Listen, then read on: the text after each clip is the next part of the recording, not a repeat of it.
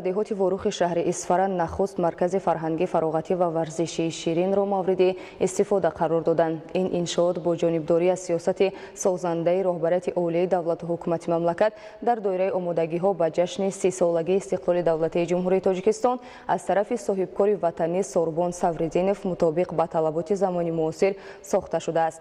Маркази фарҳангӣ, фароғатӣ ва варзишии Ширин дар 2 гектар замин бунёд ёфта, дорои майдончаҳои варзишии замонавии кушодаю болопӯшида ва 2 ҳавзи шиноварӣ барои кӯдакону калонсолон мебошад.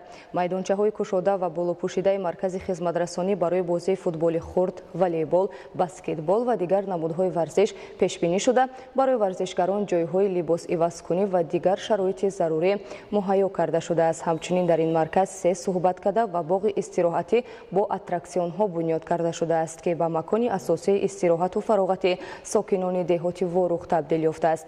Дар баробари иншооти варзишӣ ҳамзамон дар ҳудуди маркази фарҳанги фароғатӣ меҳмонхона барои қабули 15 нафар дар як вақт, нуқтаи хӯроки умумӣ ва шустушӯи воситаҳои нақлиёт сохта шудааст. Маркази фарҳанги фароғатӣ ва варзишии Ширин бо харҷи беш аз 2 миллион сомонӣ бунёд гардидааст. Президенти мамлакат муҳтарам Эмомали Рахмон аснои шиносоӣ бо шароити фароҳам гардида дар маркази хизматрасонӣ ба соҳибкори ватанӣ барои бо ҳисси баланди ватандӯстӣ ва саҳм гузоштан дар татбиқи ҳадафҳои созандаи ҳукумати ҷумҳурии Тоҷикистон изҳори сипосу миннатдорӣ намуданд.